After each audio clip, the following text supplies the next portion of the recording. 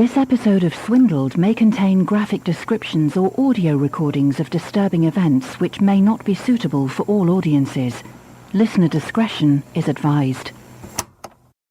Again, just a heads up, this episode does contain descriptions of physical and sexual child abuse, so maybe skip this one if you are extra sensitive to those topics.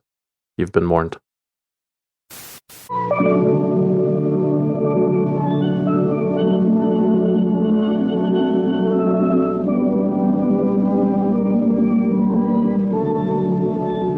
You know, I'm amazed at how many of our young people can mess up their lives in such a short period of time. Hi, I'm Dr. Gordon Blossom, president of New Horizons. And people often today think that youngsters get into trouble because of environmental factors. And in some instances, that's true. But in far too many cases, youngsters come from nice neighborhoods, good families, and homes like these. Pastor Gordon C. Blossom understood what it was like to be misunderstood. His hands were permanently deformed from the beatings he had received at a juvenile facility in Michigan, where he had been sent as a teenager. His time there had been lonely. It had been painful.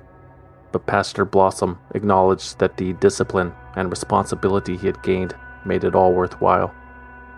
When he got older, Pastor Gordon Blossom wanted to share that knowledge and experience to correct the course of the current youth and decay. So in 1971, he founded the New Horizons Youth Ministry in Grand Rapids, Michigan. It was a Christian organization focused on child reform. All that was needed to modify the behavior of troubled youngsters, Blossom guaranteed, was a little discipline, some Jesus in their hearts, and a dose of culture shock. We decided that culture shock, which tends to psychologically disorient them, could play an enormously important role in disorienting them long enough for us to plant some new perspectives and help to reverse the direction in which they were going. Culture shock therapy was at the heart of Pastor Blossom's New Horizons Youth Ministry Child Reform Program. The theory was that if a child were removed from their home environment and exposed to a punitive living situation in a foreign country where everything was new and worse, their behavior would somehow drastically improve. The teen experiences a feeling of loss and loneliness and becomes extremely dependent on those nearby, Pastor Blossom once said. At the same time, he is more receptive to new ideas. Early enrollees of New Horizons were shipped overseas to the Caribe Vista Youth Safari Facility in Port-au-Prince, Haiti. Upon arrival, students were forced into a boot camp-like atmosphere with strict rules and structure, unlimited chores, and a ranking system. Those at the bottom of the scale were forced to seek permission for almost everything, including using the restroom or opening a door. As students progressed through the program by being on their best behavior, they gained points and earned higher ranks, which afforded them new freedoms and privileges. Those that failed to comply were punished and sent back to the bottom to start over again.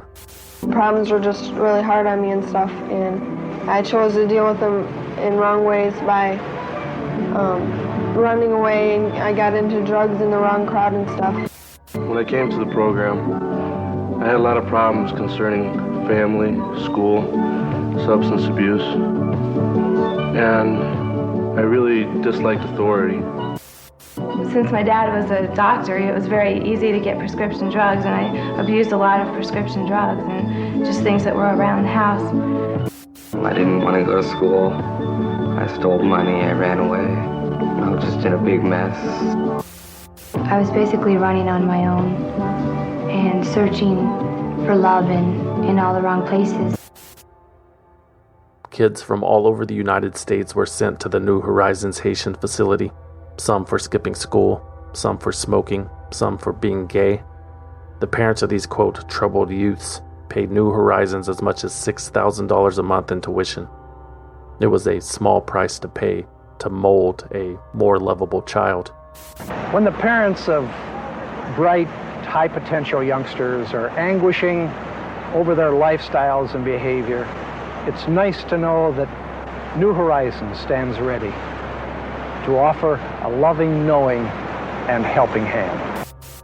According to former students at New Horizons, that helping hand was often balled into a fist and punching them in the gut, or was whipping them with a leather strap, or wielding a paddle against their exposed backsides while bent over a chair. Parents' visitation rights were denied or delayed until their children's wounds healed, the alumni claim. The staff monitored all mail and phone calls to home. Former students also alleged that the counselors shaved their heads in front of their peers as a form of public humiliation. Others were locked in a solitary confinement room for days, where they were forced to use a bucket as a toilet. Some of the students were starved. Some of them were gagged with tampons. Sometimes that helping hand would unbutton their pants. For correction, they required that I excrete and urinate in a rubber bucket and then have it verified. I was more thinking about kind of just survive, get through this.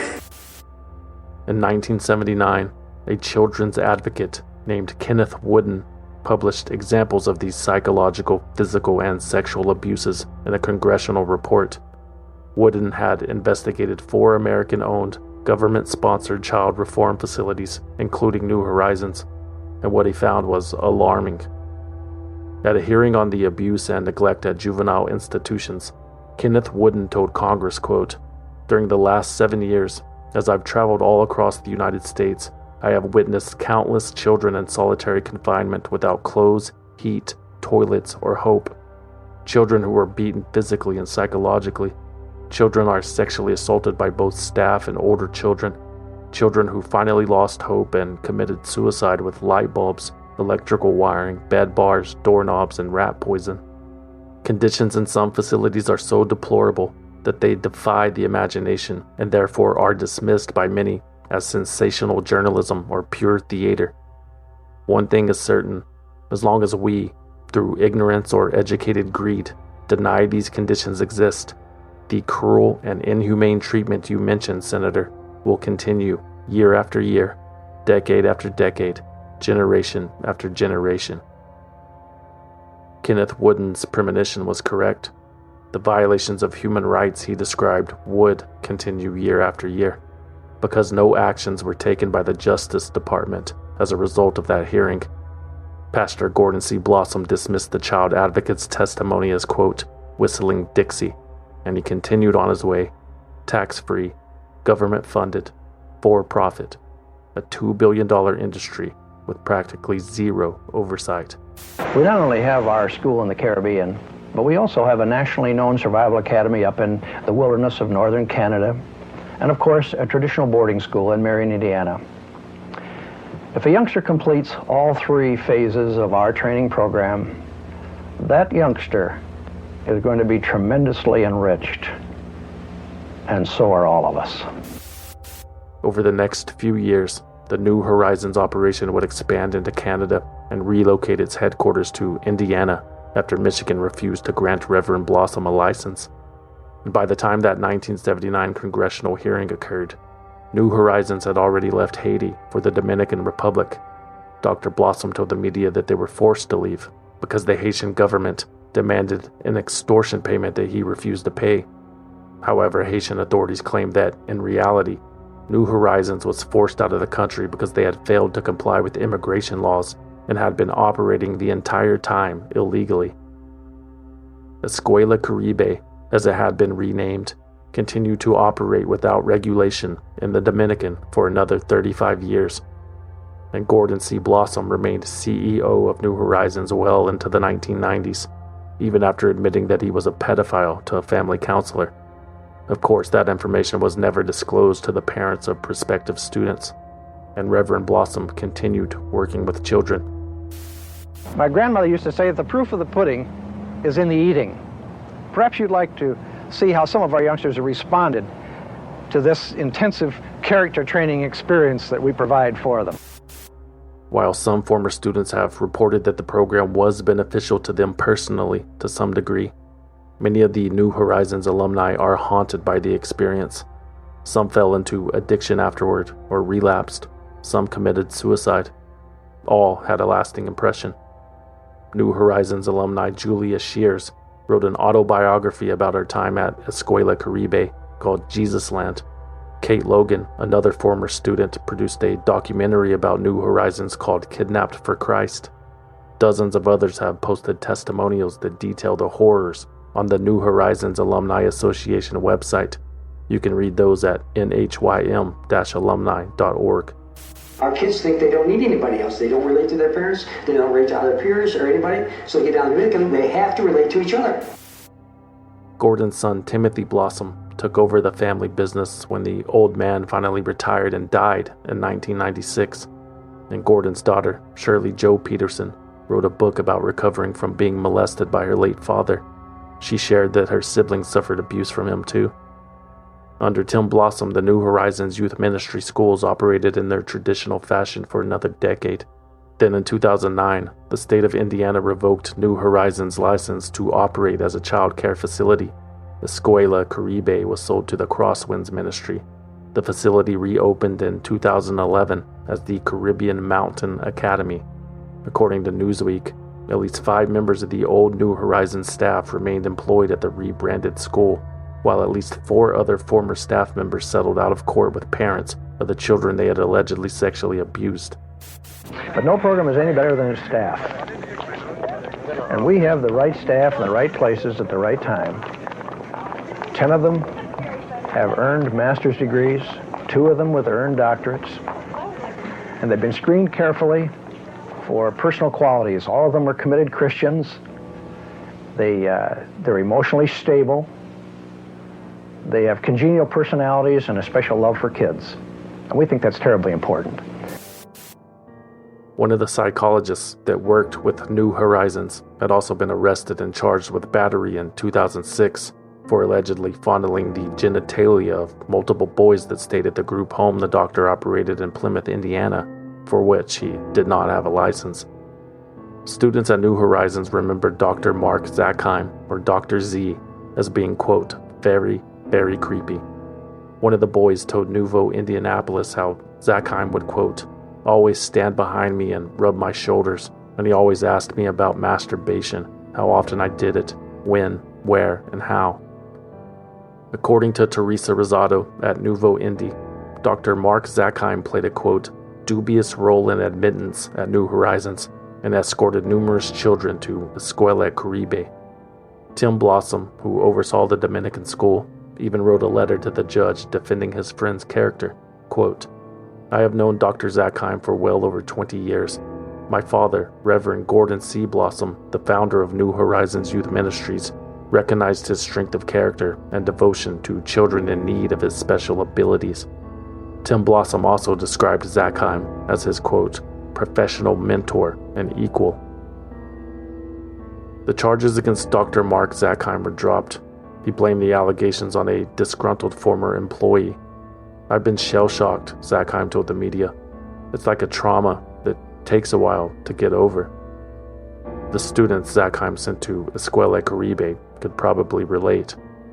In fact, like those students, Dr. Mark Zackheim sent himself to a tropical island refuge, or tried to at least. After his acquittal in 2007, Zackheim submitted a bid to run a therapeutic group home for children in the U.S. territory of Guam. To everyone's surprise, despite the red flags, Guam's Department of Mental Health and Substance Abuse awarded him the contract. However, before the contract was finalized, Dr. Mark Zackheim was arrested and charged with Medicaid fraud in Indiana.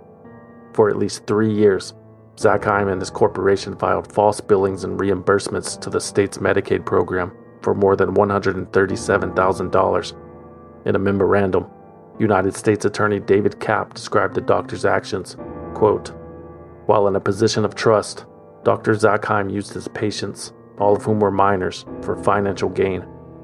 Dr. Zackheim fabricated various diagnoses and attached these false diagnoses to the medical records of his juvenile patients.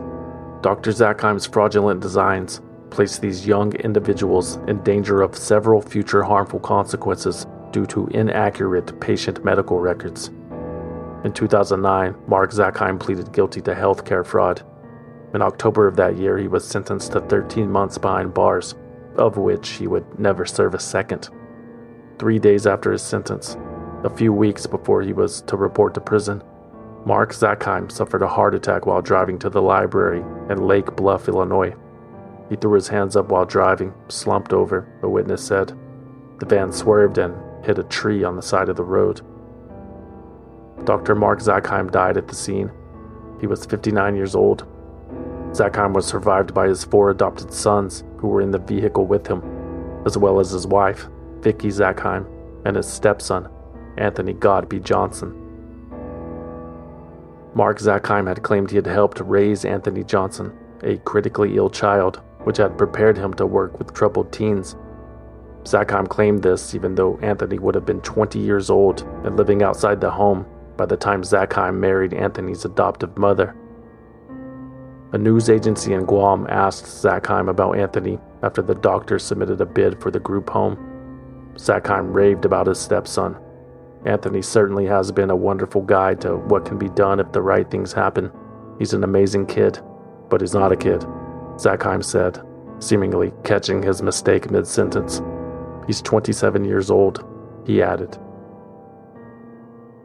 In another interview with the same news agency just weeks later, Dr. Zackheim referred to his stepson, Anthony Godby Johnson, as 30 years old.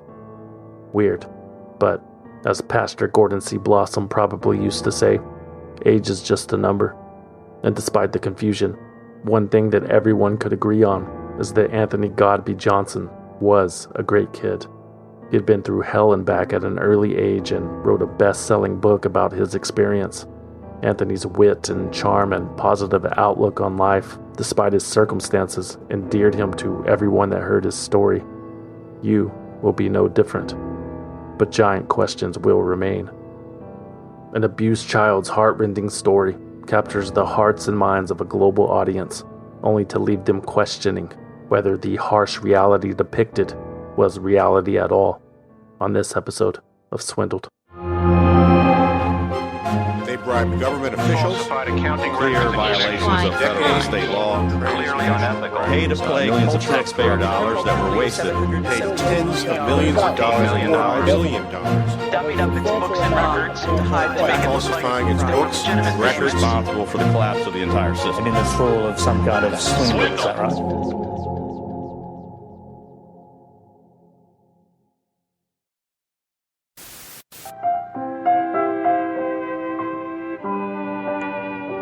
Childhood has got to be one of the most misunderstood eras in any person's life. It's so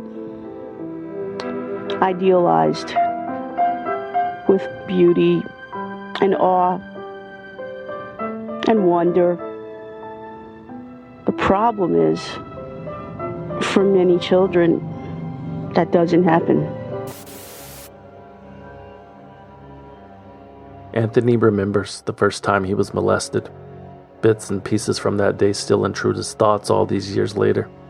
The year was 1984. Tony was 7 or 8 years old. It was his mother's idea. Tony remembers his mom being in an unusually good mood that afternoon, which typically wasn't the case.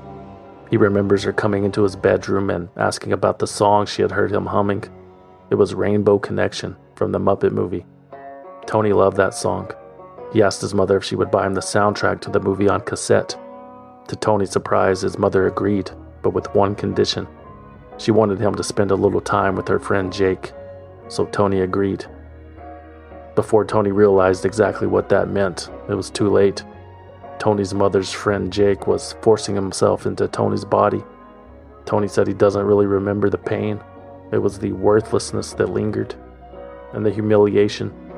Tony remembers hearing his father, a police officer who was in the room when it happened, double over with laughter when Tony's legs were too wobbly afterward to stand up.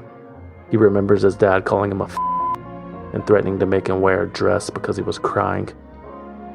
The day after, when Tony asked his mother for the soundtrack, she slapped him. She denied ever making such a promise and then beat him to a bloody pulp. At that moment, Tony says, he swore that he would never ask for anything again. Emotionally, kids feel as deeply as adults do. I know what it's like to feel joy. I know what it's like to be afraid so bad that I shake. I know what it's like to grieve and to want and to wish.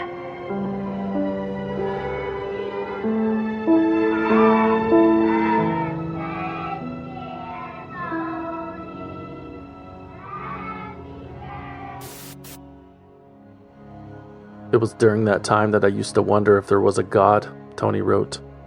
If in fact there was, I wanted to be able to look into his eyes.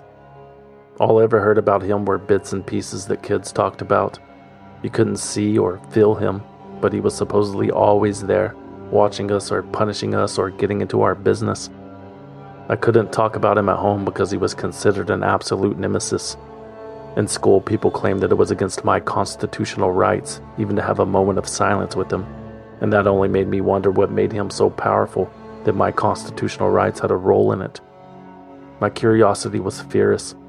Perhaps his eyes would give me a clue at least, and tell me if he was real. They might reveal if the pain of the world was in them. I wanted to see, because if there was such a person, I know that he, the omnipotent being we learned to live in awe of, would reach out and touch the undried tears of an abused child and know his pain. He'd know the truth in the silence that the child was forced to maintain for the sake of his survival. That truth would speak for itself. He would see the shame in his eyes, the shame that he desperately fenced with more often than he cared to, the shame that opened the door to who the real boy was then and is now. If I saw God, I'd ask him about freedom and tell him that Thoreau was correct when he said that birds don't sing in caves. People who are hurting don't sing either, because singing is a joy that comes from the freedom within the self that allows a person to fly. I'd ask him for wings. They hit me a lot. They hit me often. At the time, I truly believed it was because I didn't know how to behave. That's what I was told, that if I did the right things, that I wouldn't be hit. Anthony was treated like this for years, passed around a circle of New York City pedophiles for their own sick, personal, hourly use, while also receiving regularly scheduled beatings from his family at home. There were no limits to the abuse he endured. Tony's outwardly normal parents made him sleep on the floor of a closet-sized bedroom with no mattress or pillows. He was only allowed to eat on certain days of the week. The only toothbrush Tony owned was given to him by the school. By age 11, Tony wanted out. There were times when I wished that they would kill me and just get it over with. But there was only one time when I became extremely suicidal and was determined to kill myself. This despair came over me, like nothing was going to be right for me ever again. I went down into the train station. I jumped the turnstile. I rode the train for an hour, and without realizing it, I had begun to cry. And all that kept coming up for me is nobody. Nobody would know. Nobody would care. And when the train came to its next stop, I stopped, got out, and decided that when the next train rolled in, I was going to be in front of it. And there was this poster across the track that said, "You need help, call this number." Anthony called that number. Someone with a deep voice and a southern accent picked up on the other end. It was a man, a black man, Tony points out, named Ernest Johnson, a retired Air Force sergeant from Stamps, Arkansas. Ernest listened intently to every word of Tony's description of his traumatic existence. It was the first time Tony had ever told anyone about what was happening to him, but he trusted this stranger on the phone for some reason, and he believed him. Tony says that Ernest's voice was like a warm hug that he so desperately needed at the time. Ernest Johnson pulled up a list of social services in New York City and gave Tony a number. The soft-spoken woman who answered the line was kind and caring. She was a good listener. Tony immediately liked her too. But she, the social worker named Vicky Fraganos, wanted to meet with Tony face to face. She suggested they meet for coffee to continue their conversation. Vicky reasoned with Tony that if he were planning to kill himself anyway, what difference would a half hour make? Tony had no rebuttal. He met her at a diner at 54th and Broadway. Vicky Fraganos was just as pleasant as Tony imagined she would be. Her smile was genuine. The concern was real. Vicky told Tony that she was worried about his health. In her opinion, she told Tony he would not be able to resolve anything about the disarray in his life until he felt better physically. And she asked me to go to the hospital with her. And they found out that I had syphilis and I was malnourished and underweight. When they'd done x-rays, they'd found out that I'd had at different times the total of 54 broken bones that had healed by themselves. Finally, they found out that I had AIDS.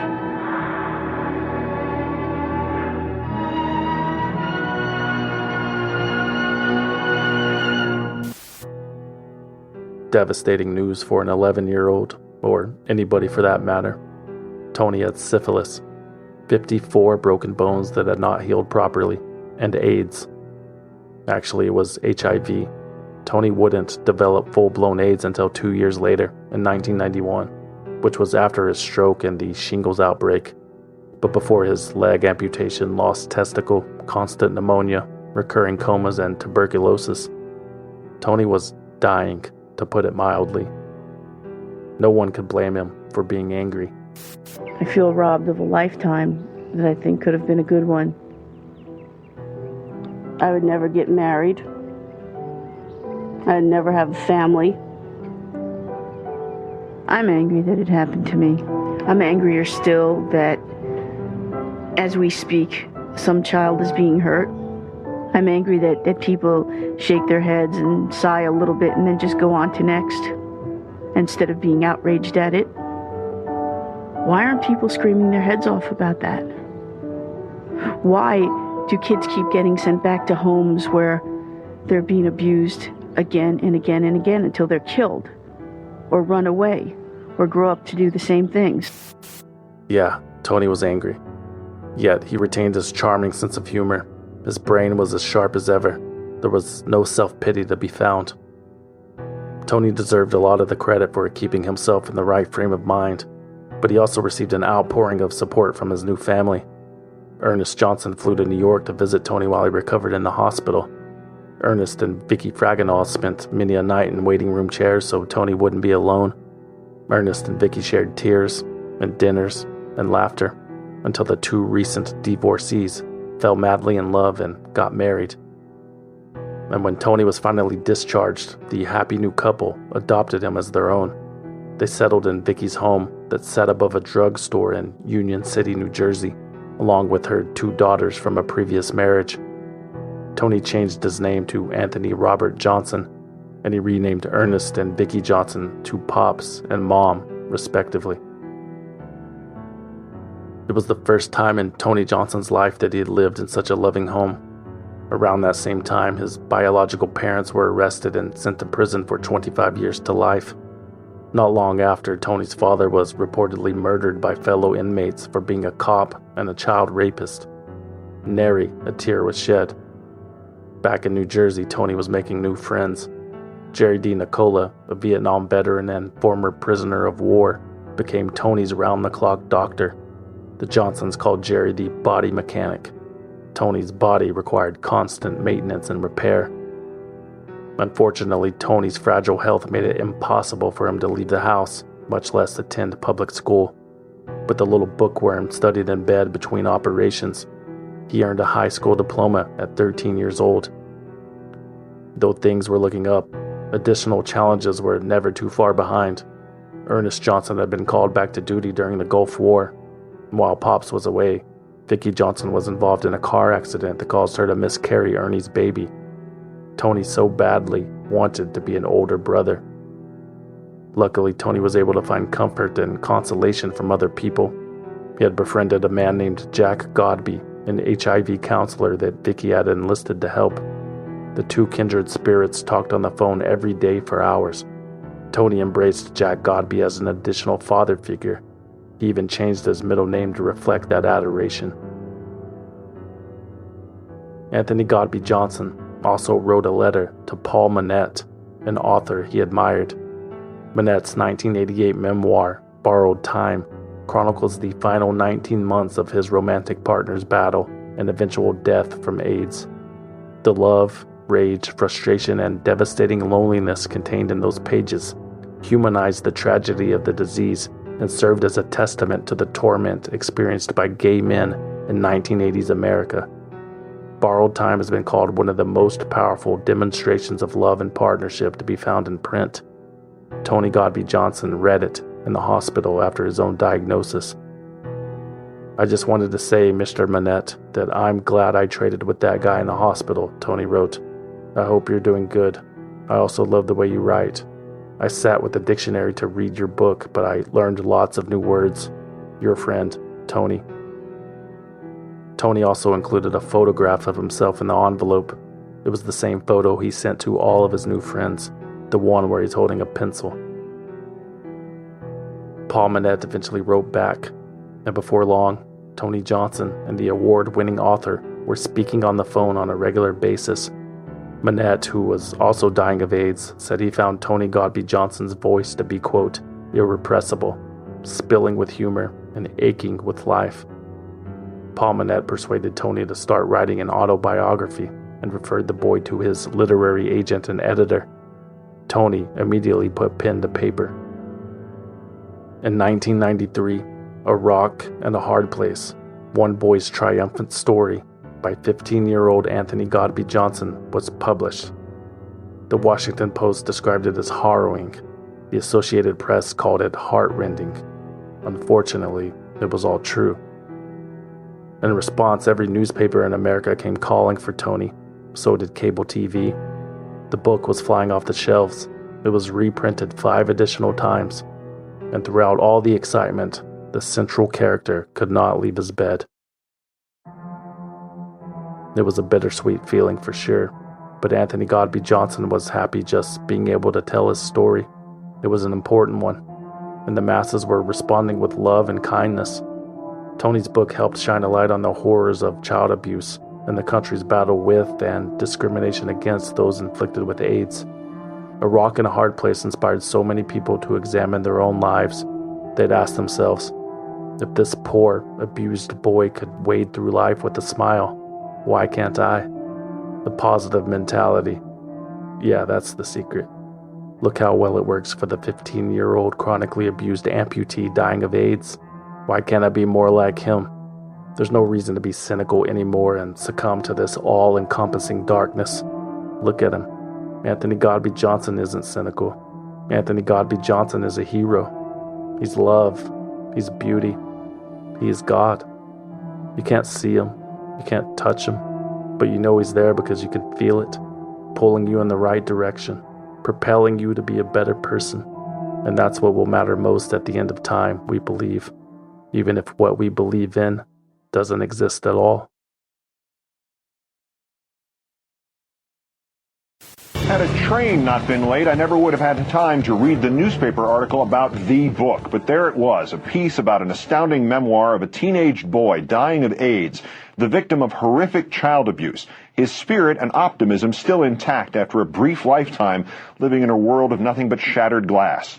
I read the book Between a Rock and a Hard Place by Tony Godby Johnson in one sitting. And within weeks, I was Tony's phone pal, baseball buddy, advocate, consoler and counselor, and adopted brother. It was all heartbreaking. MSNBC's Keith Olbermann was just one of Anthony Godby Johnson's new famous friends. The success of A Rock and a Hard Place opened the door to a whole new world. Fred Rogers of Mr. Rogers' Neighborhood wrote the afterword to a newer edition of the book. Paul Manette wrote the foreword.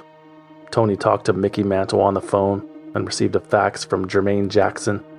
He would also later collaborate with Maya Angelou to publish another novel. Anthony Godby Johnson had made quite the name for himself in the literary world. Armistead Maupin, the San Francisco-based writer, best known for his Tales of the City series, had also become a fan of Tony's. He had read an advance copy of A Rock in a Hard Place and offered a blurb for the cover. Maupin reached out to the book's publisher to be put in touch with the young author. I was especially compelled by the notion of this teenager who was straight identified, a straight kid who was very gay friendly. I'm a gay man, and it was amazing to see that he had no homophobia. And there was something really charming about him on the telephone. He was a real spirit, as you know, someone you could talk to for hours, and he was never depressing and always self-effacing and funny. And all of Anthony Godby Johnson's famous friends had one thing in common. None of them had actually met the boy in person. They'd all talked to Tony on the phone for hours, and they'd been given the photo to put a face to the name and the voice. But whenever someone offered to visit, Vicki Johnson would claim her son was far too sick. Tony needed to stay secluded, she told them. One wrong germ and it was all over. Maybe someday they could shake Tony's hand in person if his condition miraculously improved, but for now, they just couldn't afford to take that risk. The Johnson family was also reportedly paranoid about certain people finding Tony. Word on the street was that the cop and criminal buddies of Anthony's blood father, as he called him, were out for vengeance. Vicki and Pops thought it was best to lay low. So Tony's relationships with Armistead Maupin and others continued through telephone lines. One day, 5 months after the calls began, Maupin's business and romantic partner at the time shared the receiver. Terry Anderson spoke with Tony, then Vicki, each for a few minutes, and then hung up the phone. Immediately, Terry turned to Armistead and proclaimed, "It's the same voice." Vicki's pitch was higher, but the New York accent was the same, so was her cadence and the rhythm. Terry Anderson was confident. Anthony Godby Johnson and his adoptive mother, Vicki Fraginals Johnson, shared the exact same voice. Then as soon as he said it, I could see it very clearly, but had no way of proving it. And fortunately, the storyteller in me took over, and I was just fascinated by this sort of real-life mystery that I'd found myself in the middle of. Armistead Maupin could see Terry's point. It stuck in the back of the author's mind as his marathon phone calls with the boy continued. He would call just out of the blue and start talking to me, Maupin said. It struck me as wonderful. He was saying I love you in the way that a kid says it to a parent or an adult that's really close to them. It's a level of intimacy that was quite extraordinary, maybe even stronger because it was on the phone. Just a voice in the night talking to you, who seems to understand you, to respect you, to need you. Armistead Maupin helped Tony through some of the darkest nights of his life, as if death was only waiting for their phone call to end. Armistead said Tony Godby Johnson was one of the most inspirational people he had ever met. Irreverent, hilarious, wise beyond his years. But Armistead Maupin couldn't shake that thought. It's the same voice. But he never said anything to Tony or Vicki about it. Nobody wants to be the guy disputing the story of an abused child. Armistead also remembered that Tony was self-conscious about his high-pitched voice. AIDS had forestalled Tony's puberty. The latest in a long line of injustices, but a potential explanation. Armistead Maupin did not want to doubt Tony, but he needed to satisfy his own wondrous imagination, so he paid a visit to the boy's editor. Yeah, well, I spoke to the editor at Crown Books, to David Groff, and said, please don't let this go any further because I don't want to be doubting a child who's reporting child abuse, but do you know anybody who's actually ever met Anthony Godby Johnson? And he got up and closed the door and sat back down and said, you're going through the same thing I went through 6 months ago, but I can assure you he exists, and he's a little bit like God. You just kind of have to believe in him. But not everyone did, including a reporter at Newsweek named Michelle Ingracia. I started reading Tony's book, and the whole thing set off every bullshit meter I had, she told the New York Post. His cultural references were too old. He happened to be the same age as my daughter. She would never have talked about Coke bottle glasses. That's a term out of the 50s. And being a Mickey Mantle fan, no boy is a Mickey Mantle fan in the 90s. Michelle Ingracia also found it weird that the book jacket did not feature a photo of the author, and that most of the characters in the book had died or moved away, never to be seen again. It was impossible to fact-check, she claimed. And Gracia also wondered what kind of social worker invites a suicidal 11-year-old out for coffee. I started getting a really weird feeling about it, she said. I started calling everyone on the acknowledgments page. It turned out that of every person who had a relationship with him, not one had ever met him. That included his editor, his publisher, his publicist, his pen pals, the Make-A-Wish worker. Nobody had seen Anthony Godby Johnson. Michelle and Gracia traveled to Union City to try and find him for herself, but had no such luck. This is a kid who's dying of AIDS, she said, and the pharmacy downstairs had never heard of him. And Gracia finally tried to pull the records of the New York City policeman and his wife who were convicted in the late 80s or early 90s for sexually abusing their son. But again, she found nothing. No such records seemed to exist. Newsweek published Michelle and Gracia's investigation, The Author Nobody's Met, in May 1993. At the end of the article, she hypothesized whose words and voice were behind the Anthony Godby Johnson persona, and Gracia suggested that it could be Paul Manette. But it wasn't Paul Manette. Paul Manette was having his own doubts about Tony's existence at this time. He even tried to organize a press conference in New Jersey with Tony and Vicky to settle the matter once and for all. Their reputations were at stake, he pleaded, but Vicky denied the invitation, and Paul Manette died of AIDS 2 years later without ever meeting Anthony Godby Johnson, who was reportedly devastated upon hearing the news. Notably, after Michelle and Gracia's article was published, not a single person involved with the Anthony Godby Johnson's recovery or legal battles or publishing deals came forward to confirm they had actually met him in person, except for one. Leslie Dreyfus, a journalist at the Associated Press, claimed she met Tony Johnson face-to-face in the flesh at his house when she was writing a profile on him. Dreyfus said the boy's face was swollen and he was wearing glasses, and his voice was identical to what she had heard on the phone for weeks. Despite this confirmation, other people who had made friends with Tony were beginning to get suspicious too. This is Keith Olbermann, as dramatic as usual. Until I noticed one day that when Tony's mother or doctor came on the phone with him, none of their voices ever overlapped. One spoke, then the other, then the first again. Think about it. That's not the way real-life conversations work. And then there was the Saturday night when, as the background to the frail voice of the boy supposedly down to his last T-cell, I heard laughter and car noises echoing up from the street. "Oh, I have the window open," said a person so sick he had been permitted no visitors in a year. That's when I hired the private detective. Keith Olbermann and Anthony Godby Johnson were collaborating on a book about baseball when the former sportscaster's doubts surfaced. The private investigator Olbermann hired found no evidence of Tony's existence, but staff at the Associated Press defended their journalist. I mean, there was an Associated Press reporter who swore she had met Tony, and I remember calling some of her associates at the AP and telling them, listen, I actually hired a private detective to check this out. There's no little boy living there. It's a woman. She has a history of insurance fraud, and she's got 2 fat daughters. And the Associated Press people said, no, our reporter is never wrong. Years later, that AP reporter, Leslie Dreyfus, would write to Armistead Maupin about her creeping doubts of having met Anthony Godby Johnson. She said the ground rules Vicky set for their meeting had been very strange, and even though she saw what looked like a teenage boy in the doorway, she could no longer be sure. As time went on, Anthony Godby Johnson continued to defy all medical preconceptions by staying alive.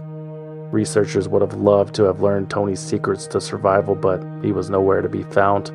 Tony Johnson receded from the public eye after all the controversy, but re-emerged in 1995. A TV producer had approached the Wonder Boy with the opportunity of a lifetime. It was another chance to tell his story. Another opportunity to prove that he was a real boy.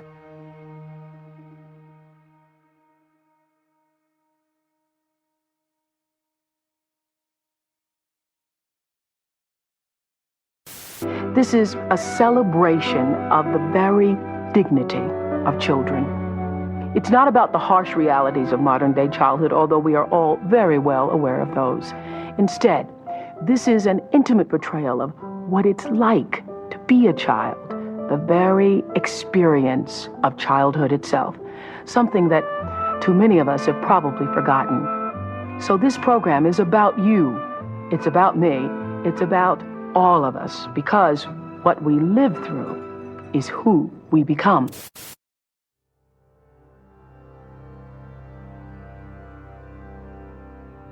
In March 1997, ABC aired a TV documentary called The Dignity of Children, hosted by Oprah Winfrey.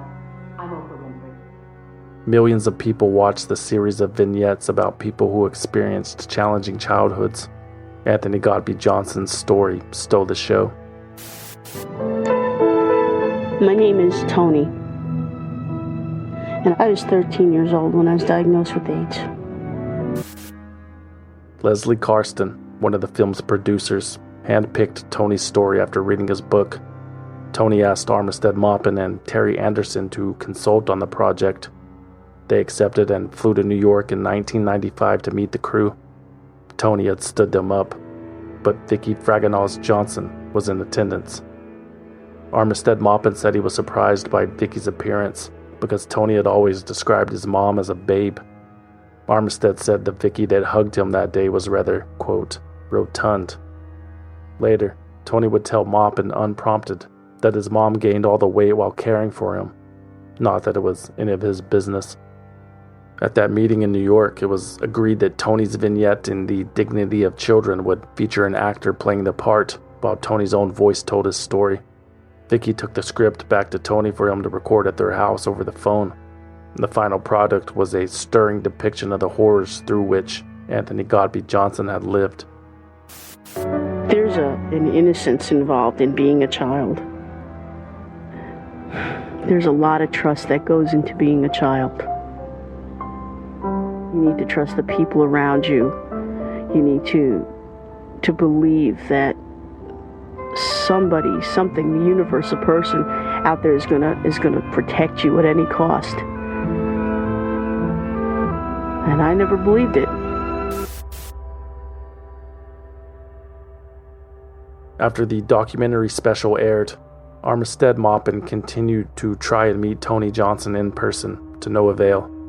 The mystery had fascinated the author for 6 years now.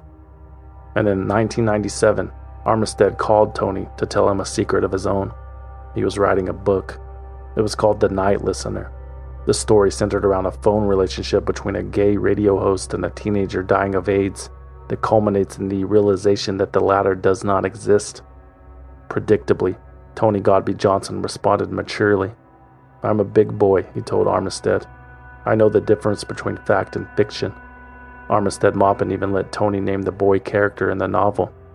But the next time Maupin called, the line was disconnected. By the time The Night Listener was published, Anthony Godby Johnson had all but disappeared. He stopped updating his website. He stopped returning calls. Reportedly, Tony had a new caretaker and had moved out of the house in Union City. He was living in Manhattan with the TV producer Leslie Karsten, who Tony now referred to as Mom. Jerry D. Nicola, Tony's body mechanic, was living there too, apparently. In fact, Jerry D. Nicola and Leslie Karsten had gotten married. For the second time in his life, Tony had a brand new family. But this time he stopped communicating with everyone. Tony's mom, Vicki Fragonals Johnson, had a brand new family too. She divorced Pops, who no one had heard from in years, and married a child psychologist named Mark Zackheim. Dr. Zackheim claimed he met Vicki Fragonals through correspondence with Tony. Together, the Zackheims adopted 4 boys, moved to Illinois, and left Anthony Godby Johnson behind. In 2000, Tad Friend, a journalist at The New Yorker, began investigating the story again. He tried contacting Leslie Karsten and Jerry D. Nicola. He asked around the neighborhoods in Manhattan and New Jersey. There were no traces of any of these people. However, Tad Friend did track down Vicki Fragonals' 18-year-old niece. She said that Vicki had told her about Tony one time, but she had never seen him. The niece had also never met Ernest Johnson, the man her aunt claimed to have been married to for almost a decade. Eventually, Tad Friend landed on the doorstep of the Zackheims in Lake Bluff, Illinois. Dr. Mark Zackheim, the family's new aggressive mouthpiece, answered the door and told the journalist to wait. Minutes later, the cops pulled up behind Tad and told him to leave. Anthony Godby Johnson eventually emailed Tad Friend, "I've heard that you're trying to find information about me. Why don't you ask me?" After explaining to Tony in a follow-up email that he was trying to discover what had happened to him, Tad received a lengthy, angry reply. Tony suggested that he was no longer worth writing about. He was a symbol of nothing. "I haven't hung out on the web for close to 2 years because I don't feel like it anymore," Tony wrote. "It takes energy I don't have. You ask about my health. I wouldn't wish it on anyone. What more can I say?" Tad Friend also received a 76-page dossier from Leslie Karsten that supposedly proved Tony's existence. It contained testimonials from people like Sharon Kagan, Tony's godmother, who claimed she had been in a room with Tony and Vicky at the same time. Unsurprisingly, no other substantial documentation was included that could help disprove the hoax claim. Tad Friend's virtual love appeared in the November 2001 issue of The New Yorker. Most agreed that the journalist's extensive year-long investigation into Tony's non-existence was enough to put the story to bed. But when Armistead Maupin's The Night Listener was adapted into a major motion picture starring Robin Williams in 2006, interest in Anthony Godby Johnson renewed. Later that year, ABC's 2020 aired a segment on the hoax and uncovered new information. An expert voice analyst confirmed that Vicky Fragonard's and Anthony Godby Johnson's voices were identical. ABC also discovered that the boy in the photo Tony had sent to all of his friends was actually a kid named Steve Tarabakia. The now traffic engineer said the photo was taken when he was a student at the Sacred Heart Grade School in North Bergen, New Jersey. Vicky Fragonard had been his teacher. After the story aired, Vicky's lawyer sent ABC a 140-page response. It included signed affidavits by people swearing to have met Tony in person. The letter also claimed that any attempts to disprove Tony's existence were nothing more than stunts by Armistead Maupin to promote his new movie. Vicky also claimed that Anthony Godby Johnson was still alive and unwell and still defying the odds. In 2007, Tony would have been 31 years old, but he was never heard from again. A few years after refuting the ABC segment, Dr. Mark Zackheim died in the car wreck, and Vicky Fragonard died of unknown causes in 2010, allegedly. No official records have surfaced to confirm her death. Some suggest that it's possible that Vicky simply changed her name. Perhaps she's making fools of all of us once again. Well, lastly, I've always been reluctant to talk about this. I just thought, okay, I found out the truth. I don't need to disabuse others of what they believe. But I finally decided when I have to be a fool, I'd rather be our kind of fool than Vicky's kind of fool, correct? Absolutely. I have no regrets whatsoever. I was acting out of human kindness, and I don't think anybody has a reason to be ashamed for doing that.